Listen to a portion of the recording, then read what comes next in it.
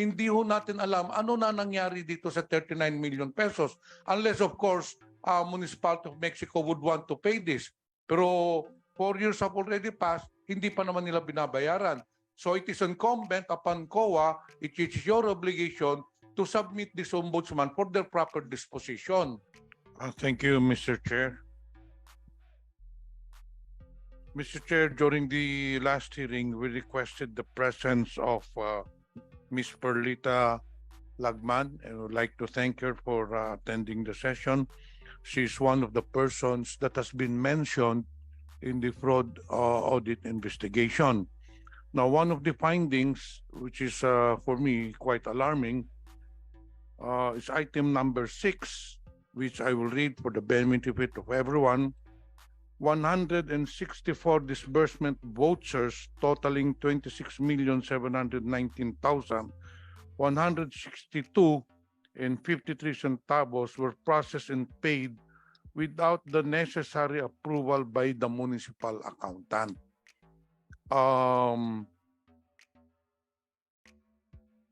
Na-interview kayo, Ms. Perlita Lagman, ng fraud and audit investigation in 2011 or kung kailan po yun.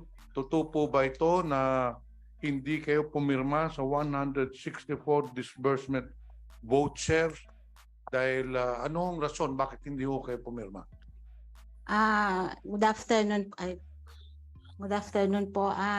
Sa tagal na po ng hindi ko na po matandaan kasi yung mga transaksyon na nabanggit po dyan na hindi ako nakapirma. Pero meron hindi ko na lang tatanungin yung mga detalye. Pero Mr. Chair, meron ho bang talagang mga transaksyon na wala, in spite na wala kayong pirma, na tsekehan po ng Municipal Treasurer ng Mexico? Yun po yung natatandaan kong pinakita po sa akin ng auditor noon. Na nung nag-audit po sila, mayroon po pala akong hindi napirmahan na mga voucher. Yun nga. Pero anyway, this is a public document and I believe that the Commission on Audit will not be lying in this investigation. I repeat, there were 164 vouchers that you have not signed. Ano hong rason ba't hindi ho kayo pumirma ng mga vouchers?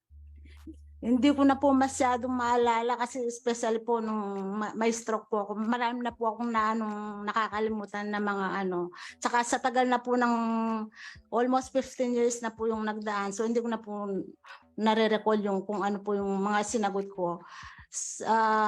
Maybe po kung COA or ombudsman po na natalakay na po yan, nasagot ko na. So hindi ko na po ma-recall kung anong nasagot ko. Kasi ang pinapalabas dito sa investigation report na kaya po hindi kayo pumirma dun sa vouchers, may mga problema yung dokumento. And some of these vouchers actually are part of the notice of disallowance that were issued by COA amounting to 149 million pesos. So, kung babasahin ninyo itong audit investigation report, lumalabas na nakita na ninyo, dahil kayo nga, trabaho ng municipal accountant yan, na kayong tumingin ng mga transactions kung in order ba, sumusunod ba sa COA rules and regulations. So malamang kayo hindi pumirma dahil nakikita na ninyo na may problema yung mga transaksyon. Hindi po ba? Actually po, hindi lang po. Kung minsan po kasi, hindi muna po dadaan sa akin. Mayroon po kasing staff na nagbe-verify muna.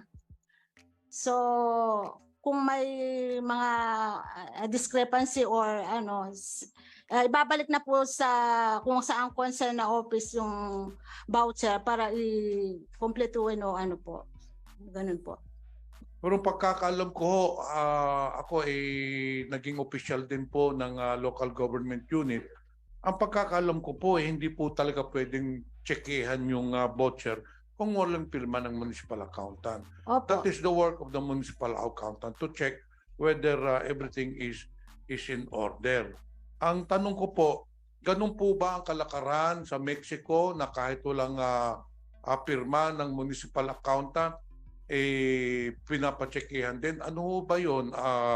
Was it ordered by Mayor Tumang na in spite na walang signature, a very important signature, bago yung voucher pumunta sa Treasurer's Office, kailangan dumaan po sa municipal accountant or provincial accountant, kailangan mo may pirma, and then bago matsekehan.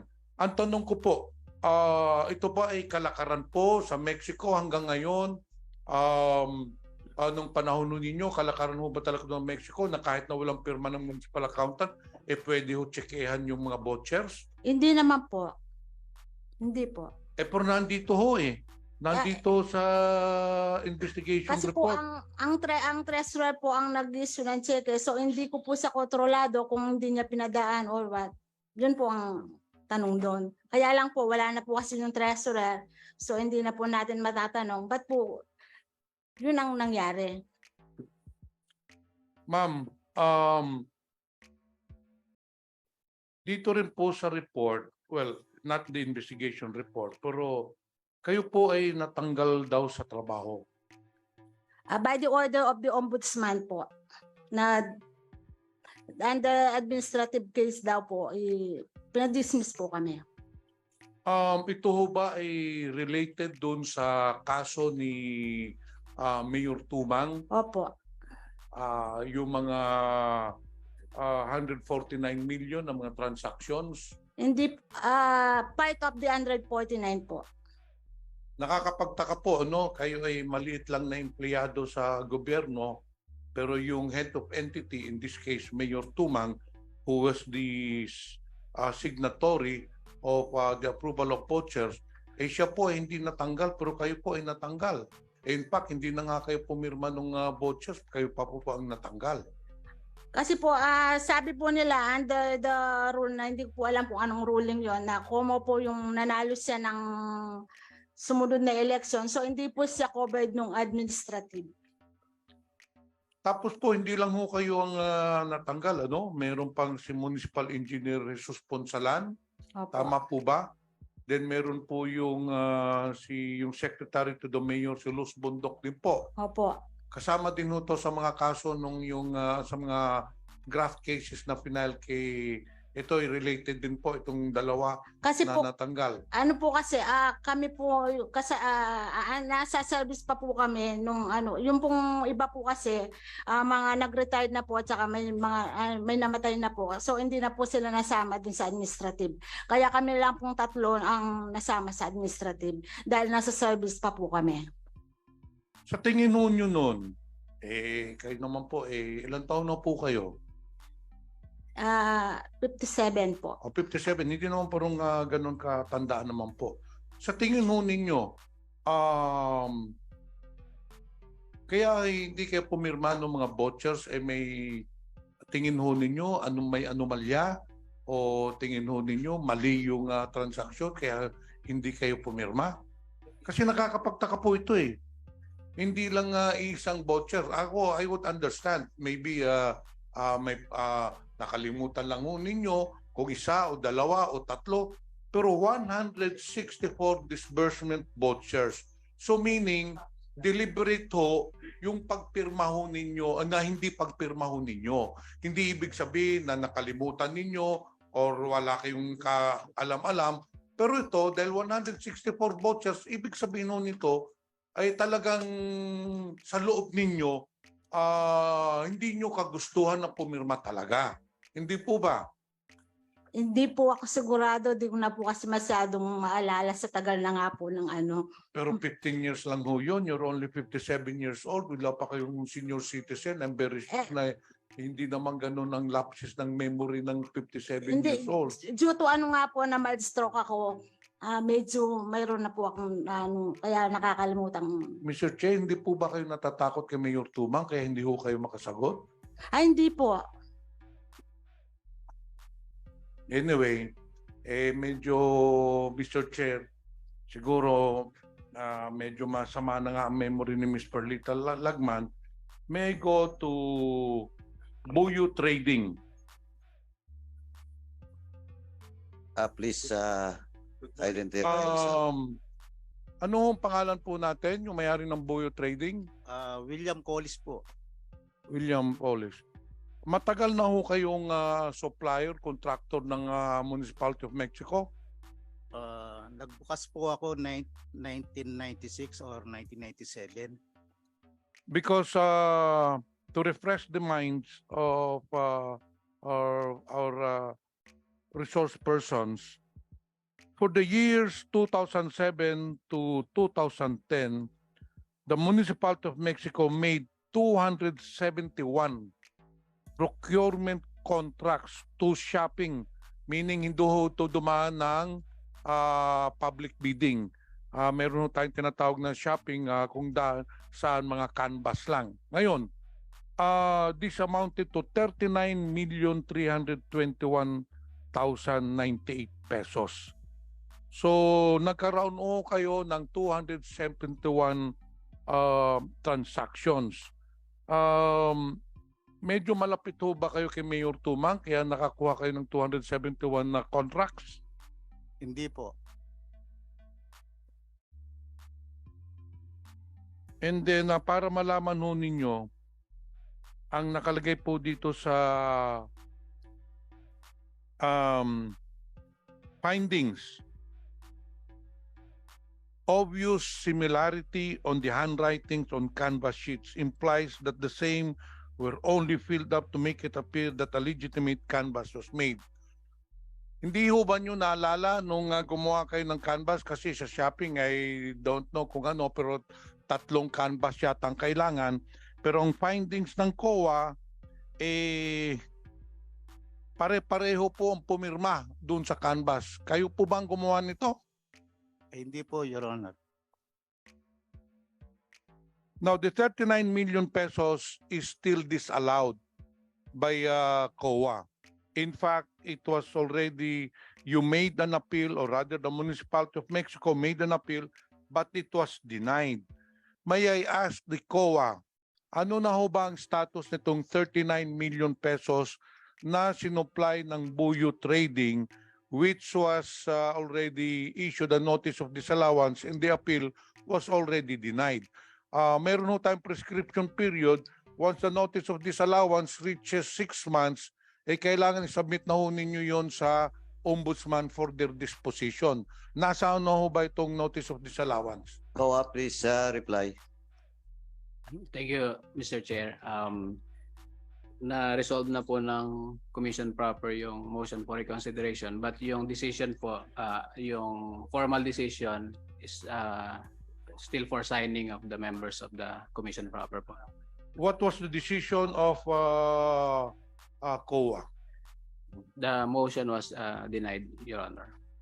And, Kailan po na-deny yung MR nila?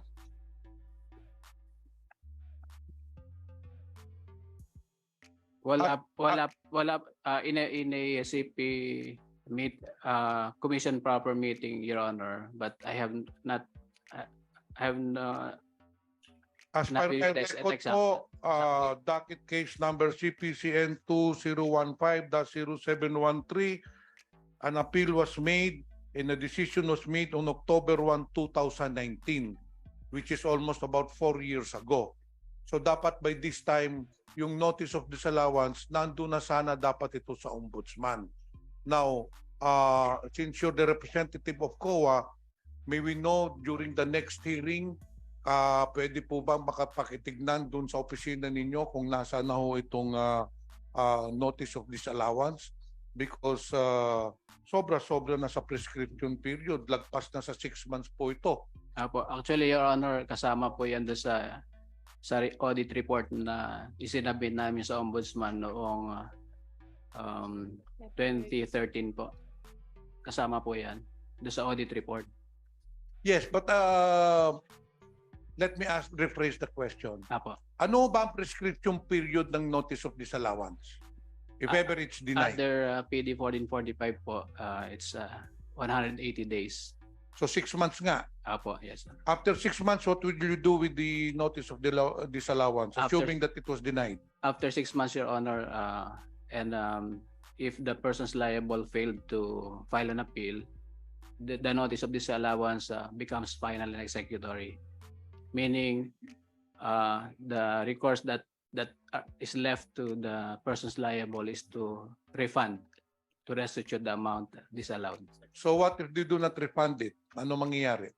Under our rules, Your Honor, under the rules of procedure of COA, we will ask the Solicitor General to file a collection suit against the persons liable because Hindi ba nyo pinapanik yun sa ombudsman? pinapanik po. Doon po sa decision,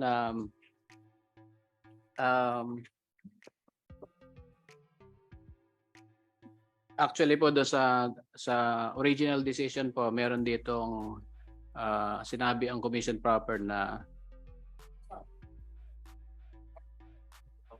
the prosecution and litigation office is hereby directed to refer the case to the office of the ombudsman for filing of appropriate charges if warranted against the following persons. Meron po doon sa dispositive. Yes, that is exactly from what I understand. Yes, no? po. Yun po ang procedure. Once the notice of disallowance is denied and then hindi rin sila nagbayad, iakyat po yun sa ombudsman for their proper disposition. Apo. Kaya nga po, ang tanong ko, ano na nangyari nito? Ano na ang status nitong notice of disallowance na 39 million pesos considering that this was already denied on October 1? Ito ba ay inakyat na ba ng ombudsman, inakyat na ba ng COA sa ombudsman itong notice of disallowance? Apo. Actually, Your Honor, I have here a copy of a Sandigan Bayan decision.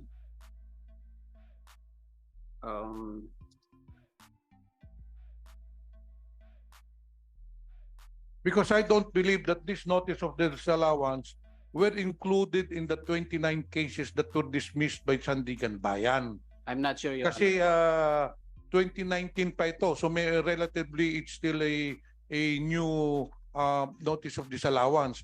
Yung dinismiss ng Sandigan Bayan na 29 cases, matagal na yon. So ito po yung hinahanap natin. Because out of 149 million pesos, alam na ho natin na ang 43 million pesos, binayaran po ni Mayor Tumang, yung 66 million pesos were condoned by COA because probably it was in order, pero naiwan ho itong 39 million pesos. Ito po ang itong 39 million pesos, for the information of everyone, Mr. Chair, ito lahat po transaction ito ng Buyo Trading. In fact, there were some findings that Buyo Trading supplied base course materials which were found to be ghost deliveries. That is aside from the notice of disallowance. That is another matter. Pero dito na tayo mag-focus sa notice of disallowance. Itong 39 million pesos, hanapin natin whether COA did their job to submit it to ombudsman for their proper disposition, and let us now verify from ombudsman anong action ang ginawa nila pertaining to the 39 million pesos. Kasi ito lumulusot ito, Mayor Mr. Consolan. Itong 39 million pesos, hindi ho natin alam ano na nangyari dito sa 39 million pesos. Unless of course, Municipality of Mexico would want to pay this. Pero 4 years have already passed, hindi pa naman nila binabayaran. So it is incumbent upon COA, it is your obligation to submit this ombudsman for their proper disposition. Yes, Your Honor, we will give you po the records. Okay, so Immediately, during the next hearing, Mr. Chair, we'd like again to invite COA to shed light on the update of the 39 million pesos. Yun po ang pinaka objective natin, no, para malaman natin kung saan po. And Mr. Chair, during the last hearing, we invited the personalities to shed light also. This is still in connection with the fraud and audit investigation report, because there were some highly suspicious, anomalous transactions made by the Municipality of Mexico with 3 transactions, no? So one, of course, is the purchase of boom truck from Mr. Rizalito Dizon, another transaction made between Municipality of Mexico and Henline Enterprises with Mr. Eduardo Santiago, and of course, the supply of medicines by Farsa Medics Distributor by Dr. Roberto Togade. During the last hearing, we requested for them to be invited to this hearing, but unfortunately, they have not appeared. So in this connection, Mr. Chair, may I move that this committee issue a subpoena to Mr. Rasalito Dizon, Mr. Eduardo Santiago, and Dr. Roberto Togade to shed light on the different transactions that have been entered to between them and Municipality of Mexico, Mr. Chair. For the information of the committee and the Honorable Pimentel, Mr. Rizalito Dizon has submitted his medical certificate duly signed by Dr. Brian C. Redoblado, MD. So he's requesting us to be excused in this Mr. hearing. Chair, but my motion still remains. I believe that these three people could shed light on the different transactions, Mr. Chair.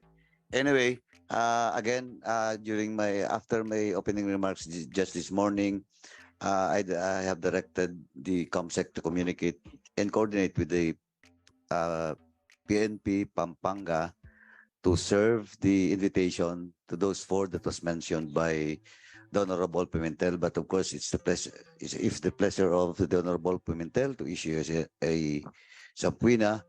It's up to the members to decide on the motion that was moved by Honorable Pimentel. So there's a motion to subpoena those four persons mentioned by the Honorable Pimentel.